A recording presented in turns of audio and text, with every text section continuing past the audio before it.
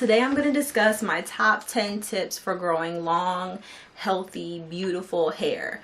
I'm just going to give you a sneak peek of each of these tips, all 10, and then I'm going to be posting videos later breaking these down into their own little series. So don't worry, I'll go really into depth about each of these tips in videos to come. I just want to give you the top 10 reasons that I have today. So number 1 on my list is vitamins.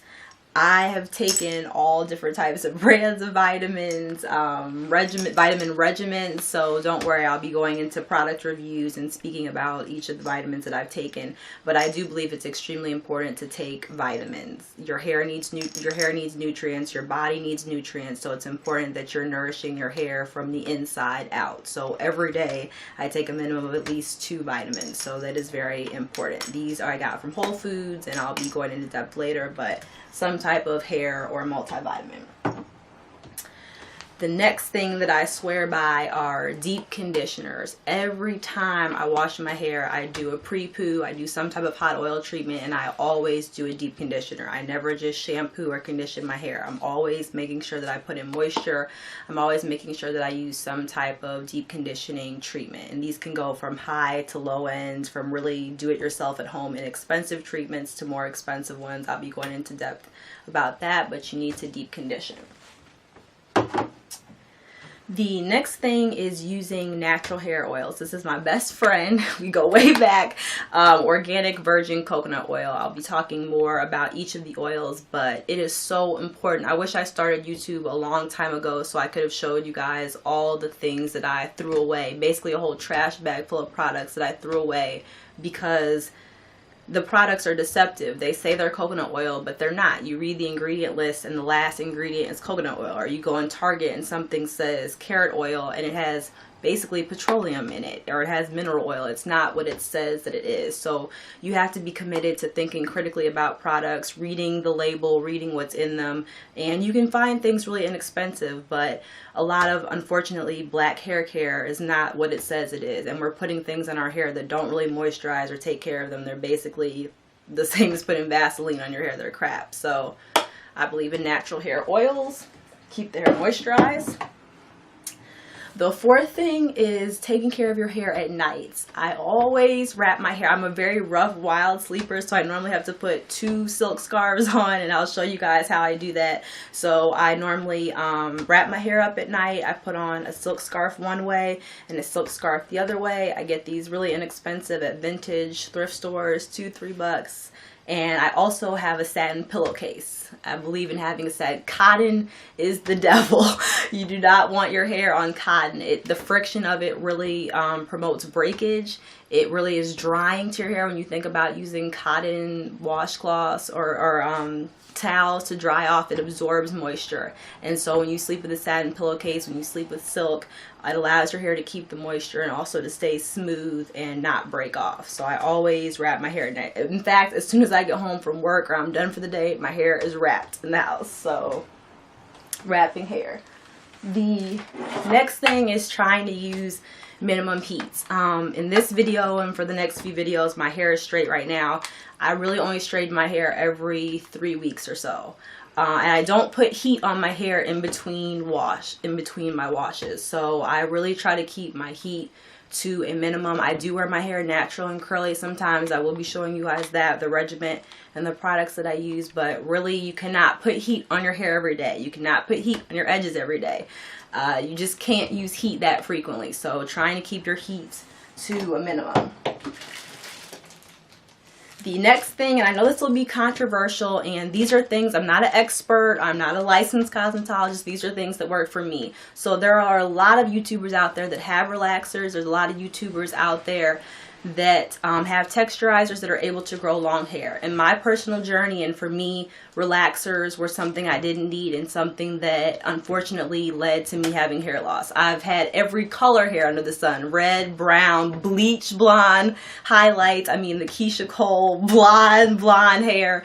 And almost all my friends, people that I talk to, say when they get color, it causes their hair to break off. It's very difficult to maintain and to keep while having long, healthy hair. So I made the commitment to, my last relaxer was 5-6 years ago. I don't have any relaxer in my hair anymore. and I don't have any artificial color. A lot of people like for their hair to look as dark black as possible, and so they resort to using over-the-counter black hair dyes. I don't do that anymore either. So I use Lush's brand of henna. It has a henna and indigo mixture, which doesn't create the red tint, it creates black. And I'll be making a video on that as well, but I use natural, basically henna and indigo to naturally dye my hair. So I don't use any relaxers, don't use any unnatural hair dyes.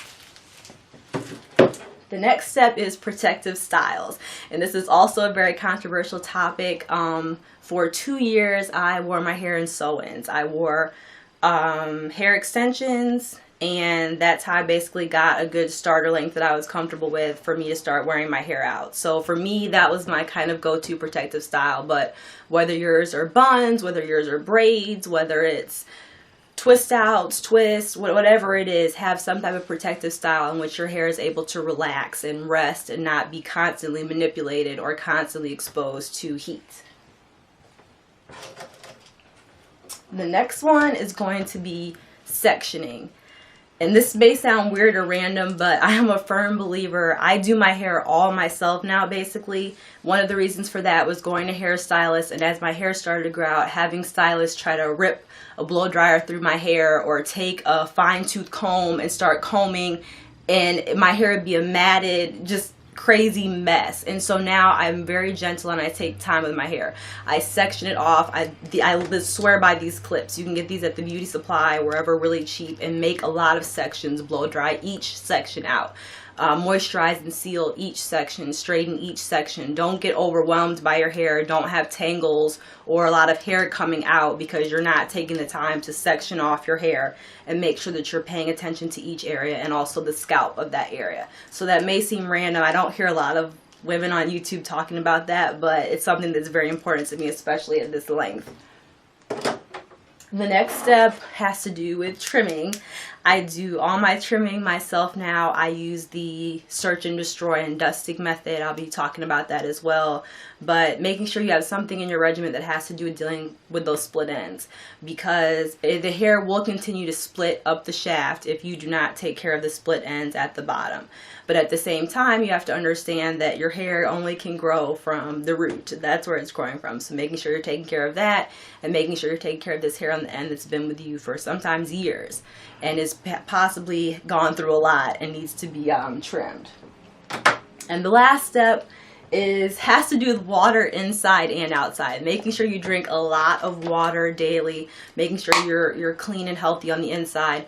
But also, living in DC, the water here is really hard and really harsh. So you want to make sure, if you're living in a city or you're living in an urban environment where the water isn't high quality, or you often don't drink the tap water, a lot of times it can break down your hair as well. So you can go to Home Depot and get a shower head that will kind of purify and filter the water, just like a Brita water pitcher does for your drinking water. And that's going to take out a lot of the harsh minerals and chemicals and make sure you're using high quality purified water on your hair like they would at a hair salon. It's very important, if you do your hair at home, that you have that type of water filter so that you're getting salon quality water that's going over your hair to nourish it, because water is the #1 thing that moisturizes and nourishes your hair. So those are my top 10 tips, and stay tuned please for the future series on breaking down each of these further. Take care.